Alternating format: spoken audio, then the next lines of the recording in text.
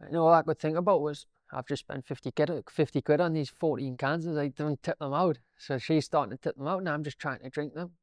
By this point, my mum and my stepdad were on the way. They were at work. They'd been woke up. The kids were awake, crying. And yeah, like that next day again, that shame and that guilt that I woke up with. I said, like, I went back to AA the next night. I was like, I can't do this anymore. I'm completely fed up. I really wanted to stop, and I did want to stop this whole time. But I think I was stopping for my kids and Charlotte. I don't think I ever was like, I don't even know how to put it, but there was something stopping me from stopping. I managed to do, like, I think it was 25 days sober. And then this Thursday at work, the two women in the office were like, oh, it's been such a stressful day, I can't wait for a wine. Said numerous times, and then, like, I ended up walking past the Metro and straight into a bar, had 2 pints, went back to the pub, and sat in there. And because I drank on that Thursday, Newcastle were playing in the final on the Sunday, so I said, well, because I drank then, I'm going to drink then. And that day, went to the pub, drinking whiskey, shots of whiskey. Newcastle got beat, got picked up. I took 4 cans home with us, had them, and I was like, stuff, I'm going to the pub. I said, like, I always got loads of anxiety when I was running out of drink. And then I went to the pub, had a pint, and my mum had met us when I was on my way.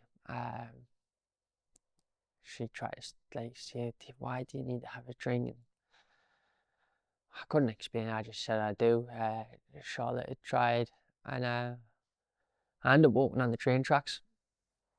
I'd completely had enough. And I was stood in the train tracks. I'd text Charlotte, said my goodbyes.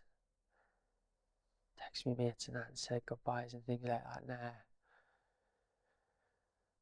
Charlotte had rang my mum. My mum had managed to pick up the phone on the crossing and get the train stopped. I only came off the train tracks when I seen a train coming at, like, a crawling speed towards us. And, like, the police came out and stuff because I'd stopped the trains. They said they were going to refer us to the crisis team. They didn't.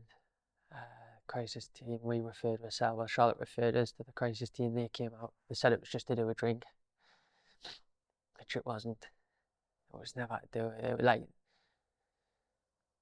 my mental health had just got so bad within those 4 months because I didn't have my coping mechanism. I couldn't cope with stressful days. I couldn't cope with happy days, sad days, any day. I didn't have that drink to finish the day. So all these different emotions that I wasn't used to having to cope with, that's what took my mental health down to that point. Sorry. Yeah. Is that the point where things turned around, Reece? Yeah. Not straight away. Took probably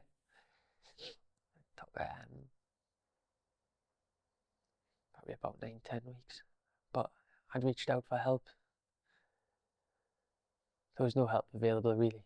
So what was the one thing that started the help? What one thing? Because it must have been something that got you. Yeah. So there was 2 key moments. One was I'd already signed up for Manchester Marathon. I decided I was going to do it. Set myself a goal of under 4 hours, but I hadn't been running this whole time.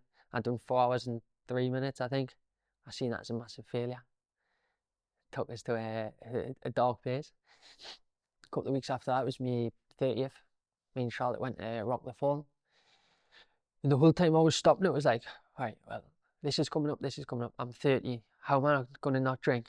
But I went to Rock the Fall and had a few zeros and had a nice meal and had a nice time. And it was like, oh, you can actually do stuff, not have to drink and still have a nice time. And a couple of days after that, I done a David Goggins 4 mile every 4 hours for 48 hours. And when I finished that, it was like a flick of the switch. Mental health went from there to the best it had been in a long time.